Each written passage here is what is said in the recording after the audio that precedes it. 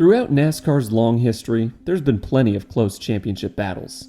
The immortal 1992 title fight between Davey Allison, Bill Elliott, and Alan Kulwicki, the 2011 slugfest of a chase between Tony Stewart and Carl Edwards, and of course, every season finale from 2014 through 2025, when a one-race championship between four drivers was mandated by the sanctioning body. All of these championship fights had their own twists and turns, but all of them were decided by, among many other factors, who wanted it more. It's the 2008 Lucas Oil 150, the penultimate race of the NASCAR Craftsman Truck Series season, and the championship fight is about to come down to who wants it less. As they stand entering Phoenix, the top two in the standings are separated by just 6 points. After winning the previous race in Texas, Ron Hornaday has pulled himself up to the metaphorical back bumper of Johnny Benson. Hornaday and Benson have taken relatively similar paths to get to where they are in 2008. Both of them made their first NASCAR National Series starts in the early 1990s, but while Benson made his way up the ladder to the Cup Series by 96, Hornaday stayed in the Truck Series, winning 25 races and 2 championships between 95 and 99. Benson beat him to a championship though, having won the Busch title a year before Hornaday's first truck title. In 2000, Hornaday jumped to the Busch Series, winning twice and placing 5th in the standings, while Benson, disappointed in his performance at Roush Racing, departed Roush to join Tyler Jett Motorsports, where he turned heads at the Daytona 500. No matter whether Johnny Benson wins or not, he's wrote a piece of history here. He's worked very, very hard. He's leading the Daytona 500. He's the man to beat right now. Later in the year, his team would be bought by MB2 Motorsports, where he'd remain for the 2001 Cup season, where he would share the track with Ron Hornaday. Ron's rookie season in Cup would come with AJ Foyt Racing, a legendary name in racing lore, but as it would turn out, a team not quite fit for Winston Cup. After just 5 finishes inside the top 20 all year, Hornaday split with Foyt after the season and moved back to the Busch Series for 2002, the same year that Benson would earn the crowning achievement of his Cup career. Johnny Benson is a NASCAR Winston Cup winner! 2003 would see more of the same for both of them. Hornaday found a full-time Busch ride with Richard Childress, and Benson improved on his 2002 points finish, ending the year in 24th. But in 04, Benson was replaced by the rookie Scott Riggs, and Hornaday was in the final year of his time at RCR. By the start of the 2005 season, both drivers have found themselves in the trucks they'll be in tonight. Hornaday in the 33 Chevrolet for Kevin Harvick Incorporated, and Benson in the 23 Toyota for Bill Davis Racing. In this most recent stint in their careers, both Hornaday and Benson have found tremendous success.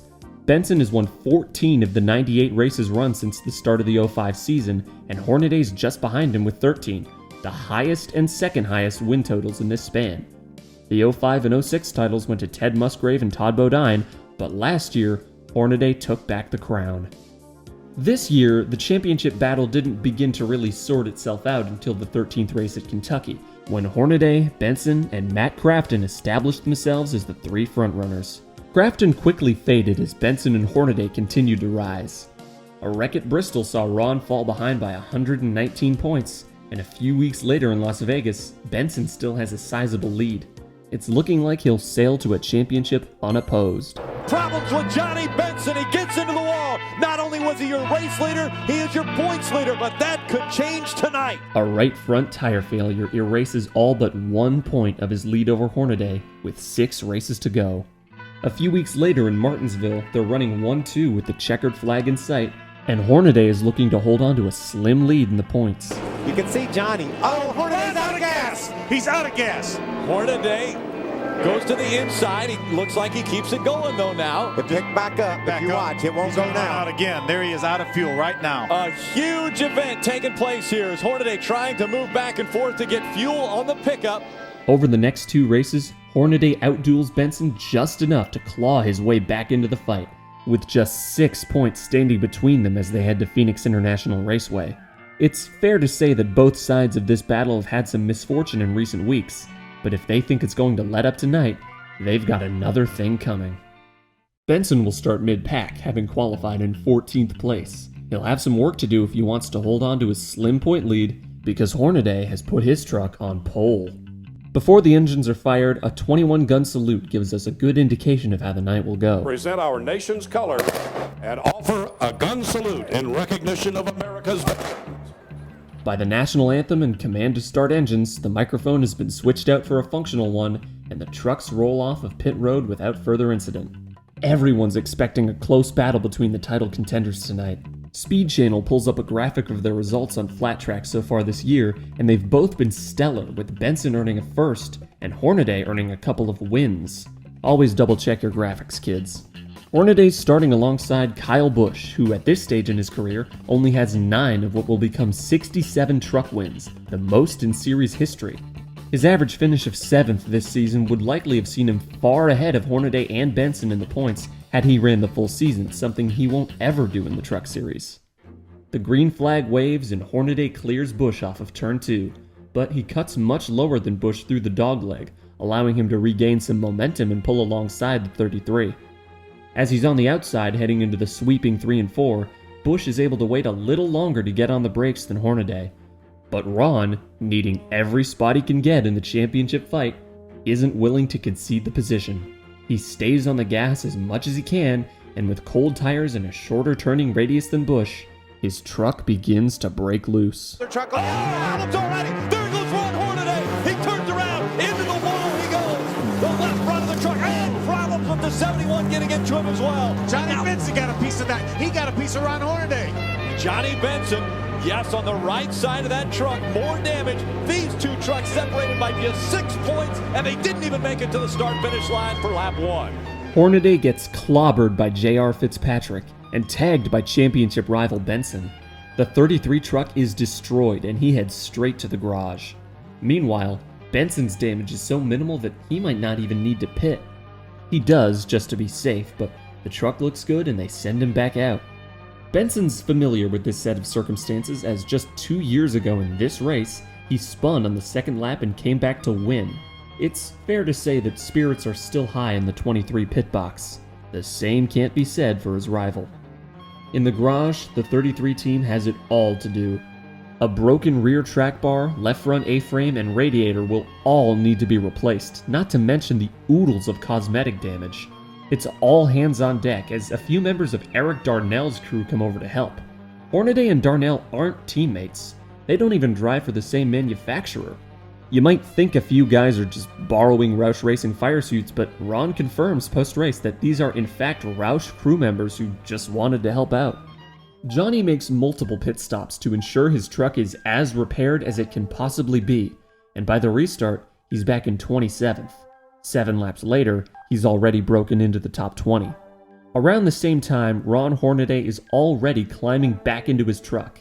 Despite a truck mangled to the very edge of disrepair, the 33 team isn't going down without a fight. Benson settles into 20th place and nearly gets into trouble when the lap truck of Craig Wood almost drifts up into him. The window net is up on the 33 and Hornaday is preparing to re-enter the race when Russ Duggar brings out the second caution of the night. The yellow will give Hornaday the perfect opportunity to turn a couple laps at low speed and see if the truck can still drive. When the broadcast returns from commercial, they've missed the restart. Say what you want about Fox today, and I do often, but I can't recall any race broadcast missing a restart entirely in at least the last 10 years. Since Hornaday is 20-odd laps down, he restarts on the inside line alongside the leaders. Pretty soon, he's mixing it up something fierce with Scott Speed, Benson's teammate at Bill Davis Racing. Now's probably a good time to talk about Bill Davis Racing. In 2008, Bill Davis Racing is in trouble. They have been for several years, ever since they were the first team to move to Toyota in the Truck Series, while still running Dodges in the Cup Series. Dodge cut off all factory support for the team after the move, and when Toyota came to Cup, they were quickly overshadowed on the manufacturer support ladder by bigger teams like Michael Waltrip Racing and Joe Gibbs Racing. In just a few weeks, Bill Davis Racing will close its doors, and Johnny Benson will move over to the number 1 truck for Red Horse Racing in 2009. That team would close mid-season due to lack of sponsorship, which would effectively end Benson's full-time career. All this means that for team and driver, this is their final shot for a championship.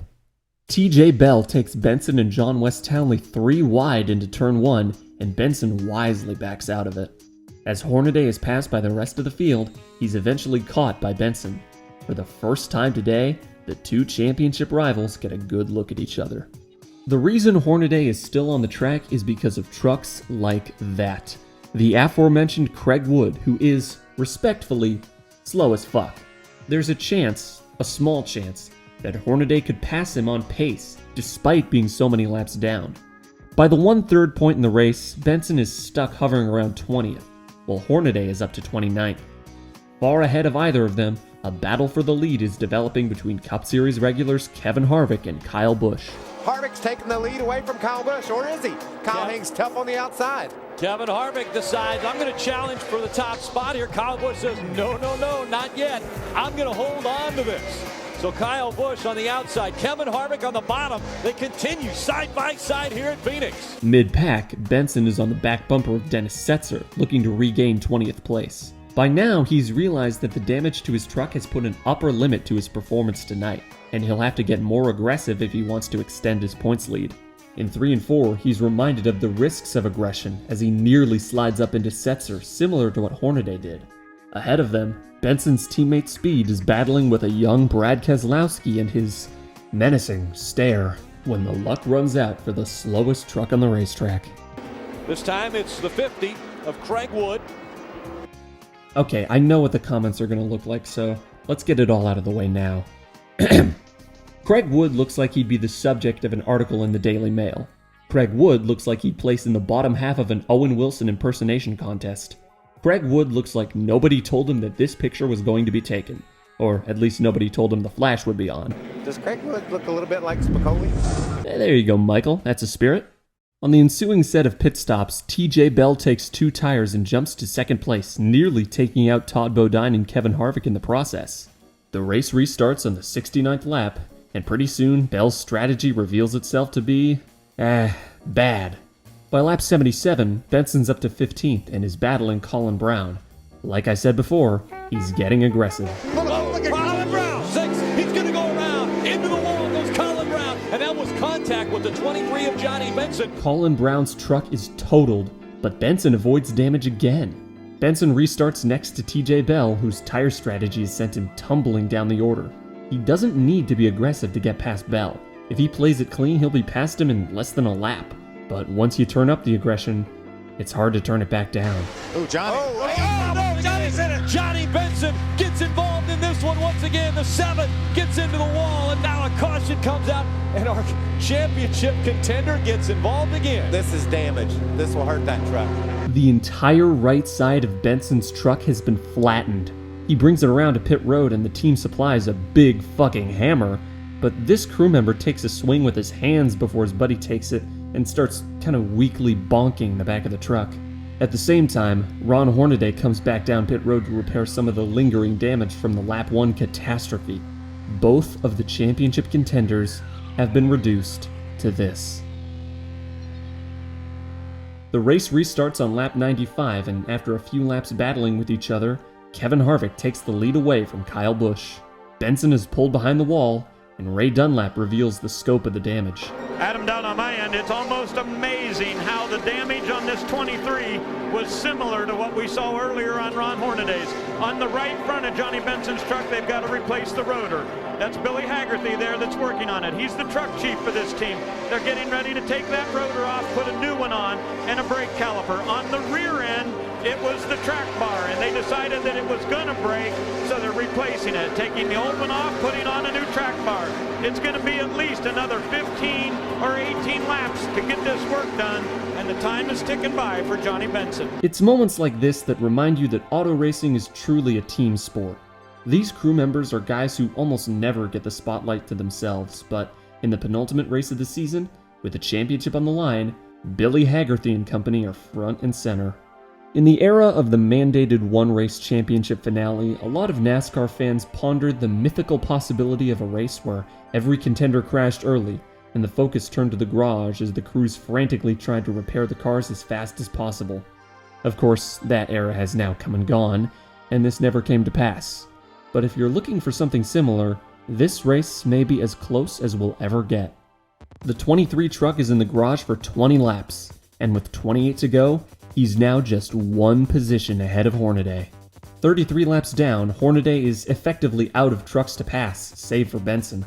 But just as the Kevin Harvick Incorporated crew did earlier, the Bill Davis Racing crew has somehow put the 23 truck back together, and Johnny Benson returns to the track. As he gets up to speed, they go to commercial. When they return, Johnny Benson tried to make it back out on the racetrack, had problems with the right front. It put him in the wall again. the 23 truck suffered a tire rub which quickly cut down the right front, sending him into the wall in almost the same spot as the wreck with TJ Bell. At around the same time, Kyle Busch's tire goes down and he pits from second.